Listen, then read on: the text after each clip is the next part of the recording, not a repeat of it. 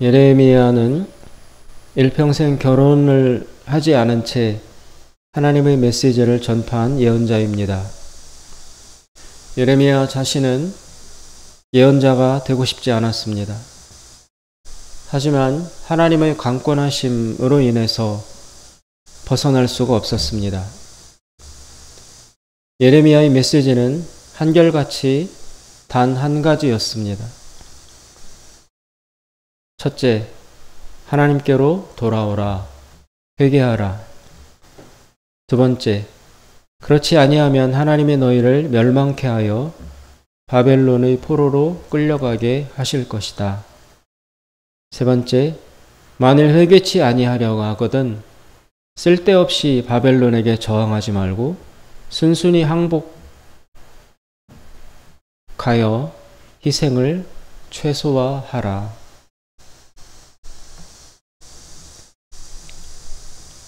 그러나 예레미야의 사역은 궁극적으로 실패했습니다. 이스라엘은 회개하지 않았고 바벨론에게 항복도 하지 않음으로써 결국 예레미야의 조국 이스라엘은 맞이할 수 있는 최악의 경우를 맞이하게 되었습니다.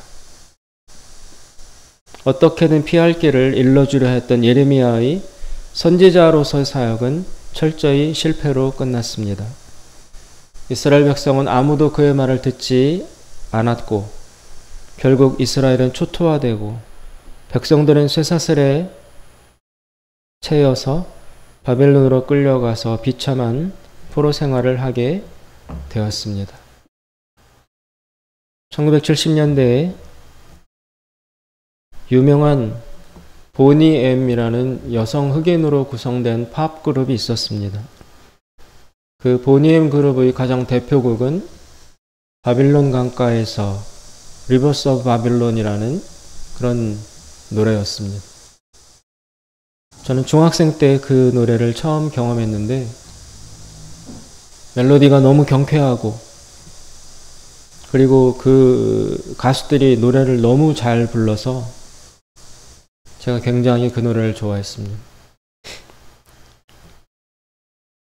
그래서 잘 모르지만 영어 가사를 찾아가지고 따라서 부르기도 했습니다. 그리고 그때 당시에는 그 보니엠 노래를 틀어놓고 그때 70년대니까요. 소위 고고장이라는데 이런 데에서 보니엠 이 바빌론 리버스 오브 바빌론이라는 노래를 크게 틀어놓고 젊은이들이 막 신나게 춤추고 놀고 하기도 했었습니다. 그러나 이제 커서 그 보니엠 그룹이 불렀던 바빌론 강가에서 리버스 오브 바빌론이라는 그 팝송의 가사를 잘 들여다보았더니 그 내용은 그 멜로디, 그 경쾌함과 도저히 공존할 수 없는 엄청난 슬픔과 고통과 비참함을 노래하는 내용으로 가사가 구성되어 있었습니다. 사실 그 가사는 성경에서 따온 것입니다. 바빌론 강가에서 우리는 울었네. 시온을 기억하면서 악인들은 우리를 재촉해서 체포해서 포로로 끌고 왔고 뭐 이러면서 끌려간 바빌론 나라의 강가에서 자신들이 떠나왔던 조국 이스라엘을 기억하며 울며 부르던 탄식하던 그런 아주 애통한 시가 그 노래의 가사였던 것입니다. 그처럼 그렇게 되는 일을 막아보고자 했던 예레미야 선지자의 모든 일평생의 사역은 실패로 끝났습니다. 일이 결국 그렇게 되자 예레미야는 정말 허무했습니다. 그리고 허탈했습니다. 싫었지만 하나님의 강권과 또 자기 조국에 대한 사랑 때문에 어떻게든 파멸을 막아보려고 자기 개인의 삶은 모두 희생시키고 매일 울면서 부르짖고 외치고 쳐다다니고 선포하였건만 이스라엘은 결국 허무하게 멸망을 했습니다. 하나님도 예레미야의 간청을 들어주시지 않았습니다. 예레미야는 하나님에게도 외면받고 이스라엘에게도 거절당한 그 이중적인 고독 속에서 비참한 눈물을 흘리고 있습니다. 그것이 바로 오늘 본문의 내용입니다. 오늘 본문 말씀을 혼자 조용한 곳에서 혼자 읽어보면 참 그 예레미야가 지금 혼자 방에 앉아서 자신의 지난 날과 자신의 현재 처지를, 자신의 신세를 생각하며 기가 막혀 하는 것입니다. 1절부터 읽으면 여호와의 노하신 매로 인하여 고난당한 자는 나로다. 하나님께서 나를 이끌어 흑암에 행하고 광명에 행치 않게 하셨으며 종일토록 손을 돌이켜 자주자주 나를 치셨도다. 나의 살과 가죽을 쇠하게 하시고 나의 뼈를 꺾으셨고 담즙과 수고를 쌓아 나를 애우셨으며 나로 흑암에 거하게 하시기를 죽은 지 오랜 자 같게 하셨도다. 나를 둘러싸서 밖으로 나가지도 못하게 하시고 묶인 나의 사슬을 무겁게 하셨으며 내가 부르짖어 도움을 구하나 하나님은 내 기도를 물리치시며 다듬은 돌을 쌓아 내 길을 막으시고 나의 길을 굽게 하셨도다.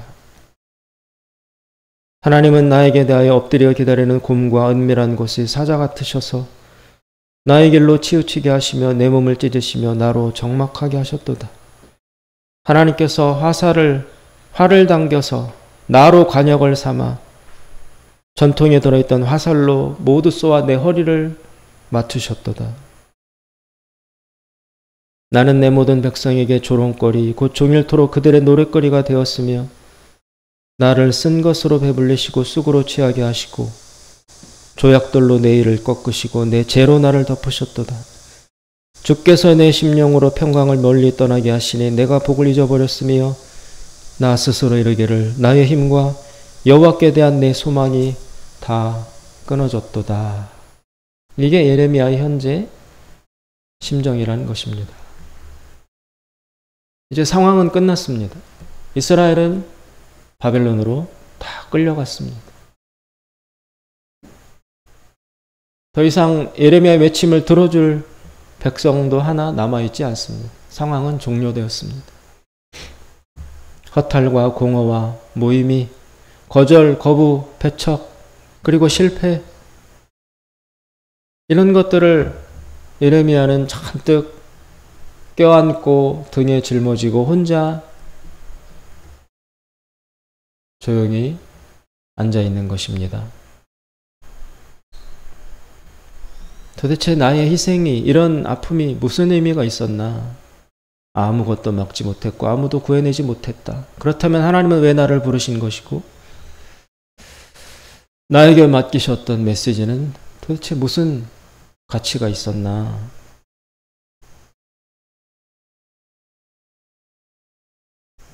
이스라엘이 멸망당한 후에 예레미야가 그 아픈 마음, 그 슬픈 마음을 담아서 다시 탄식하며 쓴 것이 바로 오늘 우리가 읽는 예레미야 애가라는 것입니다. 이스라엘이 멸망당하기 전까지 선포한 말씀은 예레미야서에 기록이 되어 있고 다 끝난 다음에 고통과 허무에 사로잡혀서 슬퍼하는 심정을 토로한 것이 여기 부록격인 예레미야 애가라는 것입니다. 애가 자체가 슬픈 노래라는 뜻이잖아요. 너무 슬프다. 다 끝났다. 그것이 예레미야서와 예레미야 애가의 메시지의 전체 내용입니다. 그래서 우리는 예레미야서를 읽을 때 참 은혜 받기가 어렵습니다. 처음부터 끝까지 줄기차게 이스라엘은 멸망당할 것이다. 바벨론으로 포로되어 끌려갈 것이다. 다른 길은 없다. 살 길이 없다. 포로가 되어 끌려간다. 거기 가서 70년 동안 살 것이다. 그리고 이스라엘에게 오히려 이것을 받아들여라. 받아들여라. 거부하지 말고 받아들여라. 다른 살 길 찾려고 몸부림치지 마라. 쓸데없다. 어차피 너희들은 바벨론에 끌려가서 포로로 살게 되어 있다. 그러니 그것을 순순히 받아들여라. 이런 내용으로 줄기차게 처음부터 끝까지 구성되어 있습니다. 이스라엘이 또 옆 나라 애굽 이런 데를 좀 의지하고 희망을 걸려고 하니까 하나님은 예레미야를 통해서 애굽 거기도 멸망할 거야. 에돔 거기도 내가 칠 거야. 그러면서 이스라엘이 조금이라도 의지할 수 있을 만한 대상으로 삼았던 주변 나라들도 모두 하나님이 다 쳐서 무너뜨려서 이스라엘로 하여금 도저히 피할 수 없도록 그 어느 누구의 도움도 받을 수 없도록 만들겠다. 그런 내용이 예레미야서 전체를 구성하고 있습니다. 그러면 우리는 예레미야서를 읽을 때 도대체 무슨 은혜를 받아야 하나? 앞을 봐도 뒤를 봐도 중간을 봐도 다 망한다는 이야기? 그런 것뿐인데 이 예레미야서를 읽으면 어떻게 은혜를 받고 어떻게 설교를 해야 할까? 그런 의문을 갖지 않을 수 없습니다. 그래서 예레미야서는 참 읽기도 어렵고 설교하기도 어려운 난해한 하나님의 말씀에 속합니다.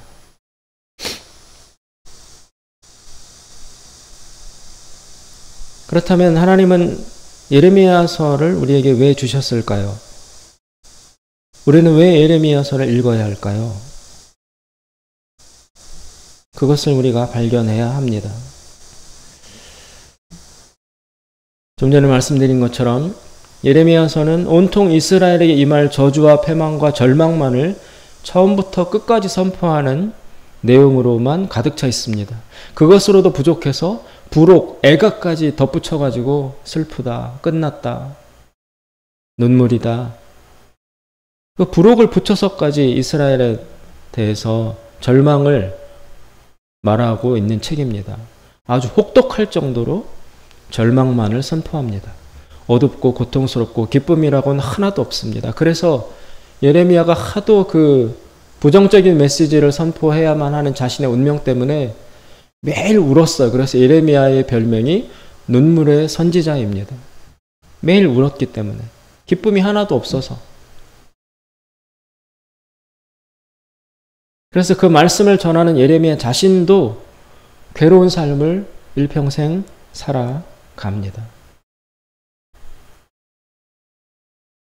그런데 아주 특이하고 놀랍고 이해할 수 없는 한 가지 사건이 예레미야서에 들어있습니다. 놀랍게도 이 절망만을 선포하는 예레미야서 한가운데에 전혀 어울리지 않는 말씀 하나가 아무런 맥락도 없이 논리도 없이 마치 개 밥그릇 속에 들어있는 낯선 돌멩이처럼 앞뒤 맥락 없이 어떤 말씀 하나가 툭 튀어나옵니다. 다 슬픔, 절망, 패배, 고통, 포로 이런 걸로 쫙 일관되어 나아가고 있는데 갑자기 중간에 맥락도 없이 앞뒤 연관도 없이 이상한 말씀 하나가 던져지는 것입니다. 그게 어디에 나오냐 하면 예레미야서 31장 31절에 나오는데 거기서 하나님은 이렇게 말씀하십니다. 나 여호와가 말하노라 보라 날이 이르리니 내가 이스라엘 집과 유다 집에 새 언약을 세우리라. 나 여호와가 말하노라 이 언약은 내가 그들의 열조의 손을 잡고 애굽 땅에서 인도하여 내던 날에 세운 것과 같지 아니할 것은 내가 그들의 남편이 되었어도 그들이 내 언약을 파하였음이니라. 나 여호와가 말하노라. 그러나 그날 후에 내가 이스라엘 집에 세울 언약은 이러하니 곧 내가 나의 법을 그들의 속에 두며 그 마음에 기록하여 나는 그들의 하나님이 되고 그들은 내 백성이 될 것이라. 그들이 다시는 각기 이웃과 형제를 가리켜 이르기를 너는 여호와를 알라 하지 아니하리니 이는 작은 자로부터 큰 자까지 다 나를 알미니라. 내가 그들의 죄악을 사하고 다시는 그 죄를 기억치 아니하리라. 여호와의 말이니라. 왜 그렇게 하겠다? 어떻게 하겠다? 이런 게 없어요. 줄기차게 이스라엘은 망한다, 포로가 된다, 포기해라, 받아들여라. 이 말을 쭉 해나가시다가 갑자기 전혀 연관성 없이 내가 새 언약을 세울 것이다. 그래서 그들의 마음속에 하나님의 법을 심어주고, 그러니까 강제로 하게 하는 게 아니고 율법을 지켜라 이게 아니고 하나님이 직접 이스라엘 백성의 마음속에 하나님을 아는 마음을 심어줄 것이다. 새 마음을 줄 것이다. 그래서 그 이후로는 서로 좀 하나님을 알려고 노력해. 하나님 좀 알아야 돼. 이렇게 권할 필요가 없다. 이미 하나님을 알고 있기 때문에. 이렇게 만들 것이다라는 말을 딱 이 부분에서 지나가듯이 선포하시고 또 그 다음에 그 뒤어서 절망, 슬픔, 고통 다시 원래의 내용으로 돌아갑니다. 잘못 끼워진 페이지처럼 불쑥 이 말이 나왔다가 사라집니다. 이 무슨 뚱딴지 같은 소리인가.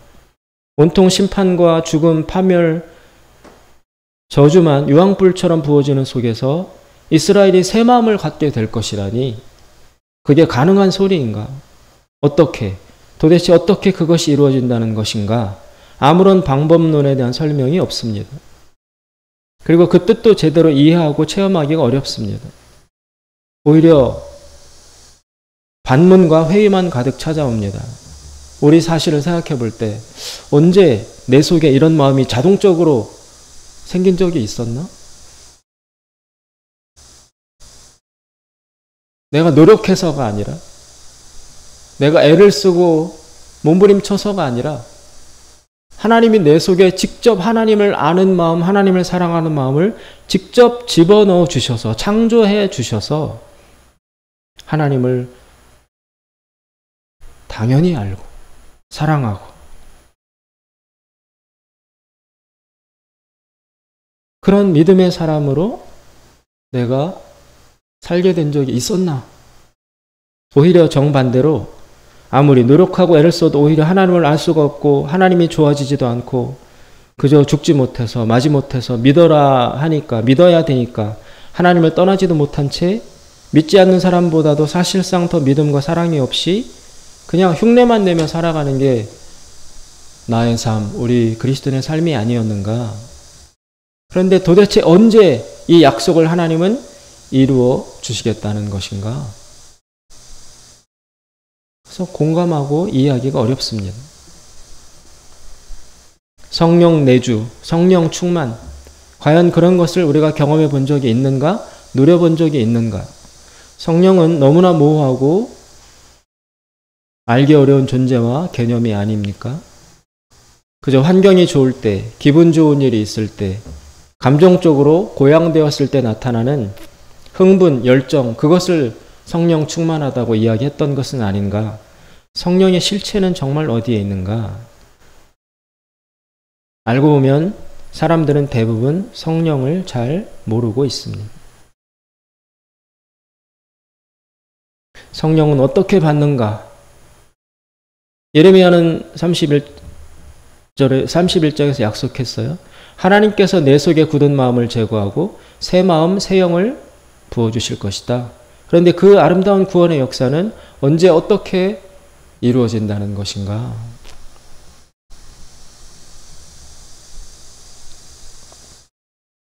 이 부분에 예레미야서에 사실상 가장 중요한 핵심 비밀이 들어있다고 할 수 있습니다.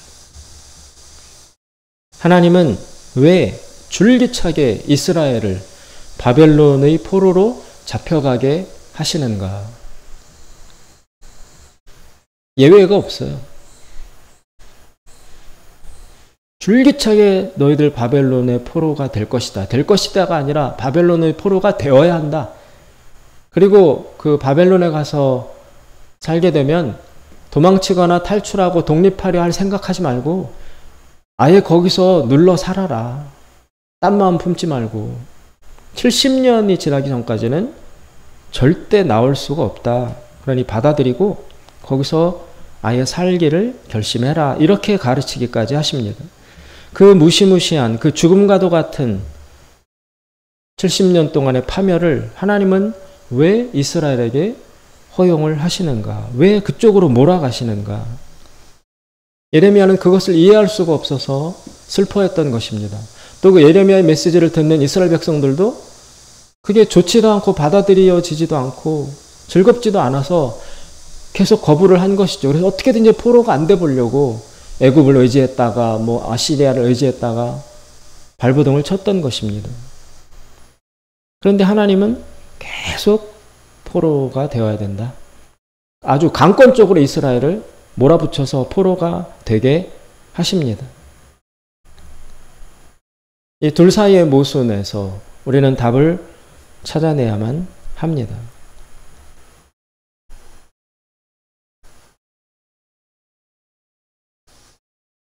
이스라엘에게 있어서 항상 문제가 됐던 것은 우상숭배였습니다.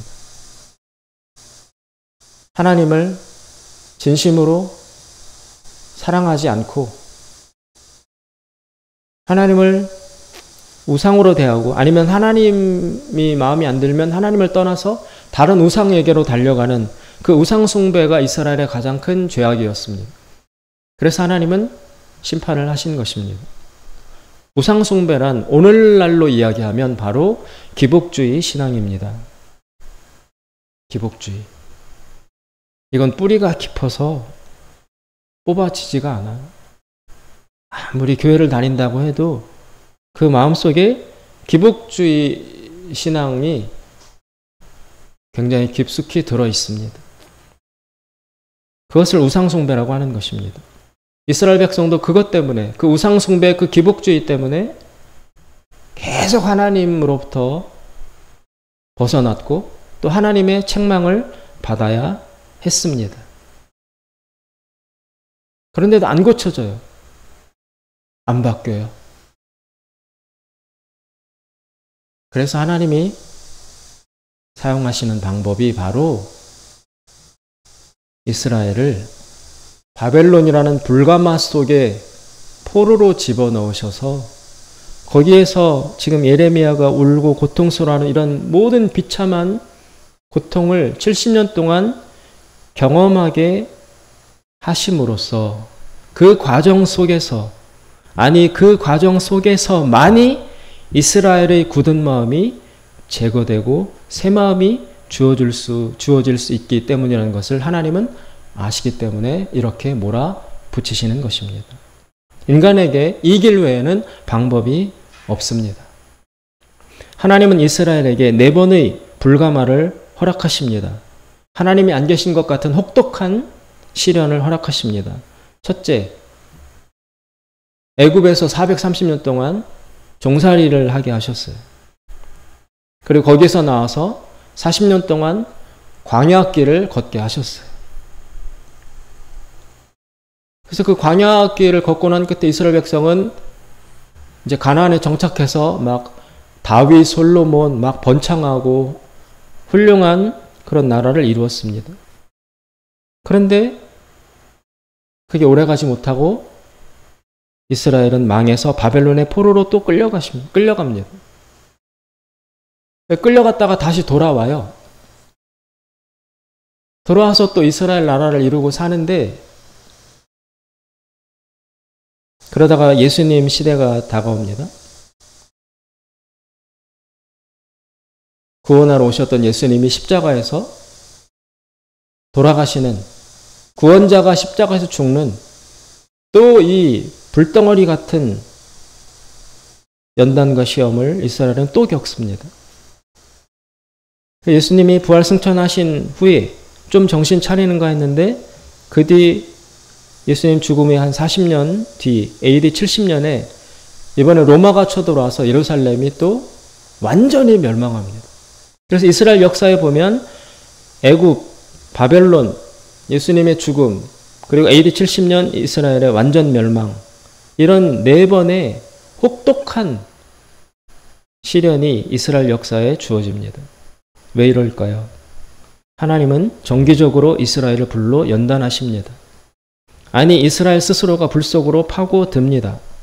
왜냐하면 이스라엘의 믿음이 순결하지 않게 되기 때문입니다.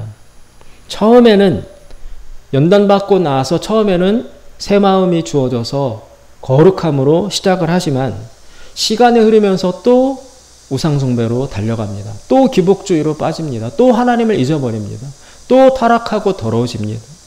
그것을 말로 율법으로 고칠 수가 없습니다. 다시 기복주의로 반드시 돌아가게 되어 있습니다. 인간의 믿음은. 그때 돌이켜라, 회개해라, 그만두어라, 바꾸어라, 말로는 절대 돌아서지 않습니다. 바로 그런 타이밍에 하나님은 이스라엘을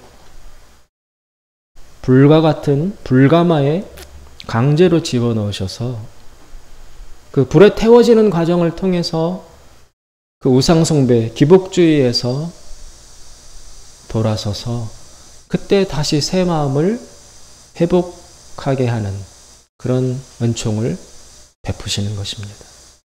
불 속에서 타 죽듯이 해야만 겨우겨우 우리는 기복주의에서 벗어날 수 있습니다. 그래야만 참되고 사신 영이신 하나님을 알게 되고 믿게 되고 사랑할 수 있는 새 마음과 새 영을 다시 회복할 수 있는 것입니다. 그래서 이 예레미야가 활동하던 당시 전후의 예언자들, 모든 예언자들이 다 이 새 언약을 이야기했어요. 장차 새 언약을 하나님이 주실 것이다. 그때는 힘으로 노력으로 되는 게 아니라 너희들 속에 자동적으로 하나님이 새 마음, 새 영을 부어 넣어 주실 것이다. 그래서 원래부터 하나님을 알게 돼. 그런 사람들이 될 거야. 에스겔서에도 나옵니다. 다 나옵니다. 집중적으로 요 예언을 했습니다. 새 언약에 대해서. 근데 그 새 언약은 어떻게 실질적으로 실현되느냐? 이렇게 하면 된다. 이렇게 노력하면 된다. 뭐 율법을 잘 지키면 된다. 이런 설명이 아니라 바벨론 포로나 예루살렘 멸망이나 예수님의 죽음이나 이런 인간으로서는 감당할 수 없는 불 속에서 다 죽는 것 같은 물과 불에 던져지는 그런 연단을 통해서 새 마음이 다시 회복되게 하신다는 것입니다. 이것은 개인적으로도 마찬가지입니다. 하나님은 개인에게도 물과 불의 구덩이를 반드시 걷게 하십니다. 잘 나가던 아브라함이 이삭을 바쳐야 했을 때 아브라함은 그때 사실은 불에 타 죽었습니다. 꾀를 부리고 승승장구하던 야곱이 고향에 돌아오기 전에 야복강에서 밤새도록 천사와 씨름했을 때 그때 야곱은 자신의 도저히 봐줄 수 없는 이기심과 잔머리와 꾀와 그 자신의 모습을 보면서 그때 야곱의 자아는 불에 타서 죽었습니다. 어릴 때부터 똑똑하고 칭찬받던 요셉은 자기 죄도 아닌 억울한 누명을 쓰고 정말 억울하게 이루 말할 수 없을 정도로 감옥에 갇혔을 때 거기에서도 잘해보려고 이렇게 저렇게 백방으로 성실하게 노력을 해서 바로의 술관원의 꿈을 해명해주고 그 사람이 자기 요셉의 은혜로 이제 감옥에서 나가서 회복이 됐는데도 자기를 잊어버려요. 안 찾아와. 요셉을 기억해주지 않아. 그 처절한 고독 속에서 하나님도 자기를 잊은 것 같은 비참의 극한을 지나면서 그때 요셉의 자아는 기복주의는 우상숭배는 그때 깨어진 것입니다. 불타 없어진 것입니다. 모세도 그것을 없애기 위해서 광야 40년 동안 버림받아서 40에 들어갔다가 80 할아버지가 되었습니다. 왕자로 들어갔다가 이름 없는 양치기로 나왔습니다. 다윗도 이유 없는 사울의 핍박을 수도 없이 받아야 했고 또 나이가 들었을 때 또 한 번 연단을 당합니다. 아들 압살롬이 아버지인 자기를 죽이겠다고 칼 들고 쳐들어왔을 때 다윗은 울면서 도망을 갔습니다. 그때 다윗의 기복주의, 그것은 죽어버린 것입니다. 바울도 자기 지식만 자랑하며 잘 나가는 줄로 알다가 다메섹에서 말에 거꾸러지고 예수님을 본 다음에 완전 뒤집어져서 그때 다윗의 자아와 다윗의 기복주의, 우상숭배는 불타주고 없어진 것입니다. 하나 이스라엘은 70년간의 이 바벨론 포로기를 통해서 비로소 처음으로 기복주의가 아닌, 우상숭배가 아닌 영이신 하나님을 알고 믿고 섬기는 참된 믿음의 가능성을 배우기 시작합니다. 예레미야와 동시대 활동했던 모든 집중적으로 등장한 예언자들, 선지자들의 선포의 메시지는 다 모두 이것을 역설하고 있습니다. 장차 하나님의 아들이 오실 것인데 그분이 영의 믿음을 가능케 해주실 것이다. 그분이 믿음, 생명, 영의 씨앗이기 때문이다. 그 하나님의 아들을 통해서 새 백성이 창조될 것이다. 그러나 그 하나님의 아들로부터 부어주시는 새 마음, 새 영, 새 언약을 받는 사람이 되려면 그 전에 불 속에서 타 죽어야 한다. 먼저 자아가 불타서 죽어야 하지만 예수님, 하나님의 아들이 주시는 새 영, 새 언약을 너희 속에 받을 수 있다. 그것이 하나님의 메시지입니다. 영의 백성, 즉 참된 이스라엘은 그냥은 완성되지 않습니다. 탄생되지 않습니다. 메시아의 죽음이라는 혹독한 불덩어리, 구덩이를 통과함으로써만이 새 영, 새 이스라엘, 영의 사람이 탄생하는 것입니다. 사랑하는 여러분, 오늘 예레미야는 이 예레미야 애가 속에서 자기의 처절한 심정과 처지를 탄식하며 노출하고 있습니다. 한번 읽어보십시오. 여호와의 노하신 매로 인하여 고난당한 자는 나로다. 나를 이끌어 흑암에 행하고 광명에 행치 않게 하셨으며 종일토록 손을 돌이켜 자주자주 나를 치시도다. 이렇게 왜 이 일을 겪게 하시는지, 왜 이 슬픔을 허락하시는지 이 과정을 통해서 우리의 기복주의가, 우리의 자아가 불타주고 없어지기 때문입니다. 그래서 예레미야는 뒷부분에 다시 희망을 고백합니다. 21절, 20절 내 심령이 그것을 기억하고 낙심이 되오나 중심에 회상한 즉 오히려 소망이 있사오면 여호와의 자비와 긍휼이 무궁하심으로 우리가 진멸되지 아니함이로다. 이것이 아침마다 새로우니 주의 성실이 크도소이다. 내 심령에 이르기를 여호와는 나의 기업이시니 그러므로 내가 저를 바라리라 하도다. 무릇 기다리는 자에게나 구하는 영혼에게 여호와께서 선을 베푸시는 도다. 지금 뜨겁고 무섭고 고통스러운 고난의 물과 불을 지나고 있는 여러분, 예레미야와 같은 이 아픈 탄식의 마음으로 울고 있는 여러분, 바로 이 불덩어리 같은 이 시간, 이 연단, 이 고난을 겪기 때문에 우리의 기복주의적인 자아는 죽을 수 있는 것입니다. 그리고 이 과정을 통해서 하나님 약속하신 새 영, 새 마음이 우리 속에 들어오는 것입니다. 그래서 그 이후로는 서로 여호와를 알라, 야 성경 좀 읽어, 하나님 좀 너 알려고 노력해, 이렇게 말할 필요가 없어진다는 것입니다. 알아요. 이미 영으로 하나님을 아는 걸 자기가 압니다. 참된 믿음은 하나님의 사람은 그렇게 탄생되는 것입니다. 슬픔과 아픔과 혹은 실수와 죄로 인해서 현재 무너져 고독 속에서 힘들어하고 있는 사랑하는 여러분, 낙심하지 마시고 포기하지 마시고 이 기간이 있음으로 인해서 우리에게, 당신에게 하나님의 새 언약이 반드시 이루어질 것입니다. 기도하겠습니다. 자비로우신 하나님 아버지, 예레미야가 단식한 이 아픔이, 이 슬픔이, 이 눈물이 헛되지 않을 줄로 믿습니다. 마치 곰과 사자처럼 나를 찢고 나로 적막하게 하시고 하나님께서 활통에서 모든 화살을 다 꺼내어 나를 관역으로 삼아 쏘아서 나를 맞추시는 것처럼 밤에도 낮에도 고통이 찾아오고 괴로움이 찾아오고 아픔과 실패와 비참함만 가득하지만 이 시간이 결코 헛되지 않을 것은 여호와의 자비와 긍휼이 무궁하심으로 우리가 진멸되지 아니할 것임임을 믿게 하옵소서. 주의 성실이 아침마다 새로워서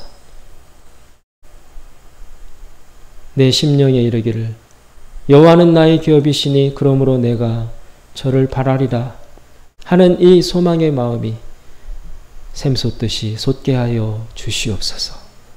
하나님께 감사드리며 예수님의 이름으로 기도드리옵나이다. 아멘.